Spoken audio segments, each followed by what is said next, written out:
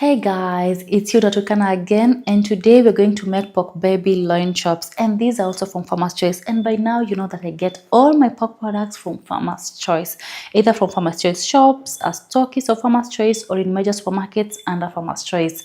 So today we're going to work with 6 pork loin chops, so let's get into it. We're going to start by seasoning the loins, and first drizzle about 2 tablespoons of olive oil on the loins, then add 2 teaspoons salt, a teaspoon ground black pepper, 2 teaspoons paprika, and 2 teaspoons garlic powder. Make sure you tap the seasonings gently on each side so that it sticks well. Then flip and repeat the same on the other side as well. Next, heat a pan and add about a tablespoon cooking oil or olive oil. Place the pork loins in the pan and sear them for about 3 minutes without moving them so that they develop a nice golden crust. Flip them and cook the other side as well for about 3 minutes. Don't forget to sear the fatty sides as well for extra flavor. And while that is happening, let's prepare the sauce. And in a bowl, add 3 tablespoons honey, 1 tablespoon grated ginger, 2 tablespoons mustard, 2 tablespoons soy sauce, a tablespoon Worcestershire sauce, 2 tablespoons lemon juice, a teaspoon black pepper, and half a teaspoon chili powder, which is optional. Mix everything well, then pour the sauce all over the seared loins. Let them cook in the pan for about 1 minute on each side so that they absorb all the flavor. And after that, transfer the loins into a baking tray, and if your pan is oven safe, you can simply place it directly into the oven. Pour all the remaining sauce over the top. Then bake them in a preheated oven at 180 degrees for 20 minutes. And remember to turn them at around 10 minutes so that they cook evenly and stay juicy. And when they come out, you will have the most juicy, tender, and flavorful pork loins that are definitely not dry. Out of all the methods I've tried, this one is honestly the best. You can serve them with ugali and mboga kienyeji, or even spinach, or any side dish of your choice. And I hope you enjoy this recipe, and I will definitely see you again with another pork recipe or another way of preparing the loins soon. And remember, always get your fresh pork cuts from Farmer's Choice. And bye bye.